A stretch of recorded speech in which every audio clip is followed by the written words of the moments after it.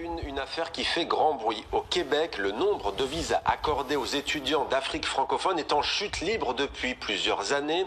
Face à la polémique, le Premier ministre canadien Justin Trudeau est sorti de son silence. Il juge inquiétant, je cite, ces refus massifs de permis d'études qui visent les étudiants africains. Il dénonce une discrimination et il s'engage à mettre en place un système d'immigration robuste, dit-il, et équitable pour tous. Avec nous pour parler de ce sujet qui agite le milieu universitaire, Bernard Tremblay, bonjour, merci d'être avec nous en direct du Québec. Vous êtes président de la Fédération des cégeps du Québec, le Collège d'enseignement général et professionnel. Ça concerne le premier niveau de l'enseignement supérieur. Alors vous êtes en colère de voir ce taux qui est en chute libre. Pourquoi ? Bien, évidemment, le Canada et le Québec en particulier, ce sont des terres de droits et libertés. On se targue d'être les défenseurs, évidemment, de principes là, que l'on connaît tous, et donc de sentir qu'il y a de la discrimination dans le traitement des permis d'études qui sont alloués par le gouvernement fédéral, ça nous heurte profondément dans nos valeurs.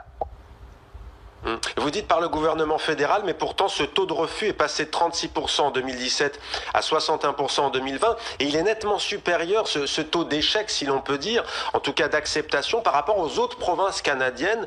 Comment ça s'explique, cette situation au Québec ? Alors, évidemment, dans le système canadien, comme vous le savez, le Québec étant une province francophone, accueille en priorité des étudiants donc francophones du reste du monde. Et effectivement, le constat qui a été fait par un journaliste et chiffre à l'appui montre que au niveau donc du gouvernement fédéral qui émet les permis d'études, il semble y avoir une discrimination systématique des étudiants donc francophones par rapport à des étudiants anglophones, principalement en provenance d'Afrique. Des étudiants qui seraient soupçonnés de ne pas vouloir rentrer chez eux par la suite. Pour vous, c'est un procès d'intention qui est grave, ça, s'il s'avère juste ? Tout à fait.